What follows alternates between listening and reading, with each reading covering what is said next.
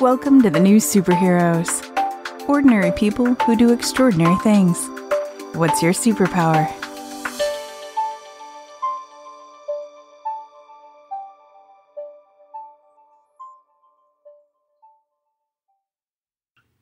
Hey, this is Joanna, author of the book Moving On and Letting Go, A Guide to Loving Yourself Again. Today's topic is grounding. And if you are really intuitive and you love energy and you feel energy with other people, there is a chance that you are not a big fan of grounding. You like to feel high, you like to feel really good, you like to feel all the energies in the universe, and you like to be in that high energy. But what happens is when you're not grounded in your body, it's harder to manifest things. It's harder to feel safe. You get more instances of anxiety, of sadness, of loneliness. And that's what I want to talk to you about today, because the reason for all of these people that are freaking out with anxiety, with depression, with sadness, with like aches and pains in your body that you can't identify, it's usually because you are not in your body, and your body is trying to get a hold of you. Your body is trying to say, hey, please come back to me. Please come back. I need you here. And you're not here for me, and I need you. And so because the body, speaks to you in feelings, in a different way than maybe another person would speak to you, that's how it communicates. And so one of the reasons why people don't like to be grounded in their body, or they feel like, I don't like the feeling of what it feels like to be in my body. Here's the thing. Your body is your soulmate, is the perfect mate for your soul, is the reason you get to be here this lifetime. And so if it feels weird or yucky in your body, chances are what happened is a while ago, you had a traumatic event that happened. Part of your energy left your body and didn't come back in. And so your body still needs energy to run itself. And so it picked up on whatever energy was around it and just settled into your body. So when other people's energy settles into your body, we feel great for a minute. And this could also be a lover or a friend or just somebody that you came into contact with that boosted you up with their energy. But it only infuses you for a short period of time, and then it slowly stagnates in your energy field. And you're not able to access your own energy because of this energy's here. And it's kind of a cyclical cycle, because when you feel that energy from somebody and it feels really good, you want more and more and more of it, but it will never satisfy you fully. That's the thing. It's like getting a blood transfusion with the wrong kind of blood. It boosts you for a minute, but then it slowly congeals and it sits there. So when you have enough of that energy in your energy field, when you want to come back into your body, what happens is it feels yucky and gross, because it's like having somebody's like sweaty t-shirt in your, like wearing somebody's sweaty t-shirt, and you're like, ugh, that feels gross. And it does, because it's not your energy. It's not that the energy is gross. Like it's just because it's not yours. It's not your sweaty t-shirt. So what you want to do is find the energy that's not yours in the body. Find the energy that feels yucky, that feels gross, even aches or pains in the body. Go to those places that feel uncomfortable. Our first instinct is to take off and not want to feel them. But in this instance, I want you to go into them and feel what it feels like. And then breathe and relax into it, and then allow it to leave your energy field. And I do this sometimes with the breath. just to kind of get a sense of releasing it. So I'll breathe in, relax into it, and breathe it out. And my intention is to breathe it back to whoever it belongs to.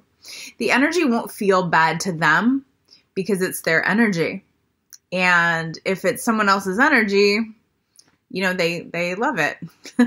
If you don't feel like sending it back to them, you can send it to the earth for recycling. You can send it to the sun. You can do anything that you want with it, but get it out of your energy field because it's not serving you anymore. And even if it did feel good at one point in time, it probably doesn't anymore. You're remembering a time when it did feel good, but at this point, no. So release it back to whoever it belongs to and keep diving into these feelings, into this heaviness, into this feelings of yuckiness, and just keep breathing it out, breathing it out, breathing it out until you feel a calm peace in your body. So when you are clear of everyone else's energy, there'll be no more thoughts. There'll just be this clear, calm feeling of peace. Yeah.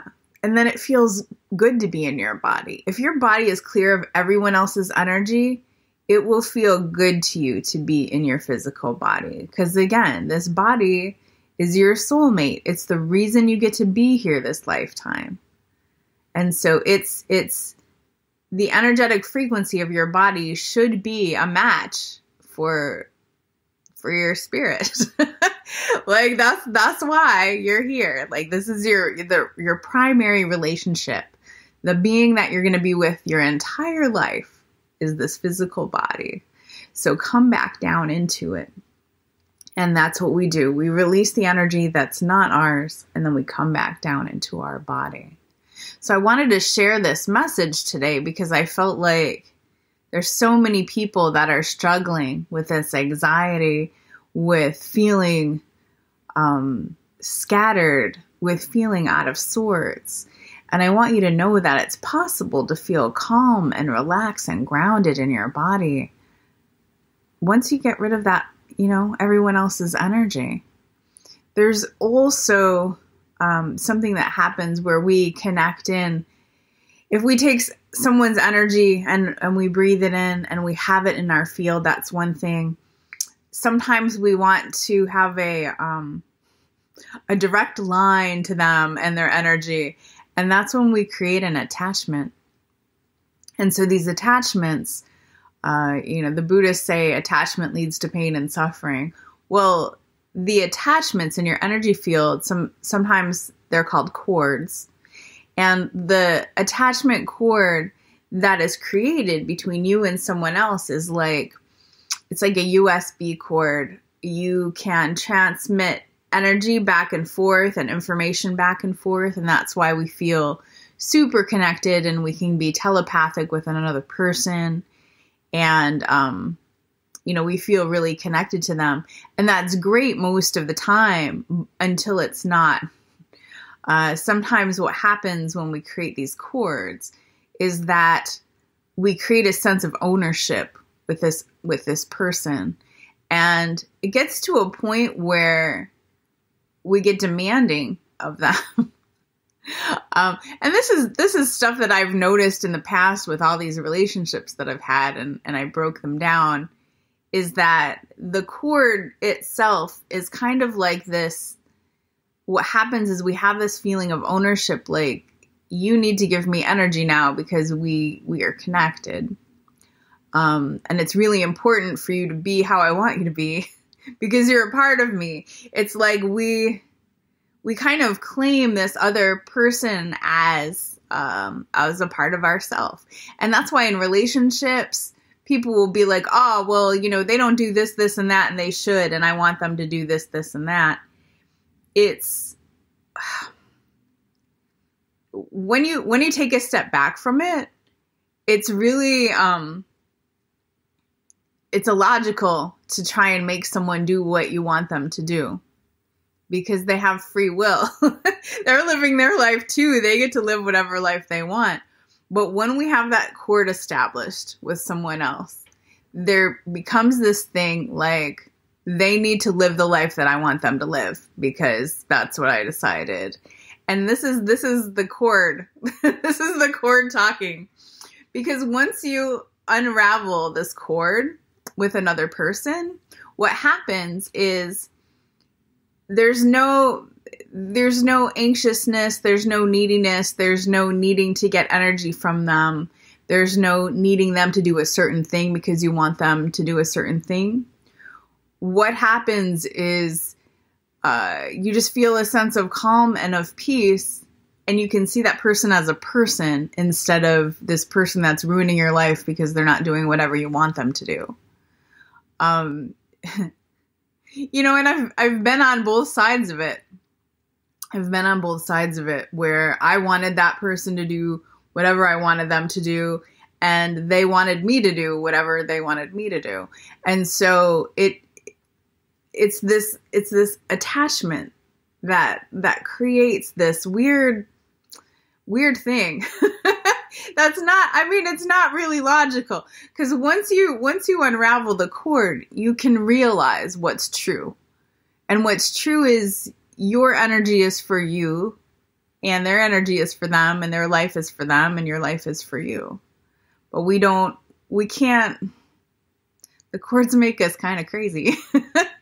And so if you feel this anxiousness about another person, if you feel this feeling of neediness or anxiousness, or I need to talk to them and they're not calling me back and I need them to call me back, or they're not texting me back, whatever, then it's time to look for that cord in your body.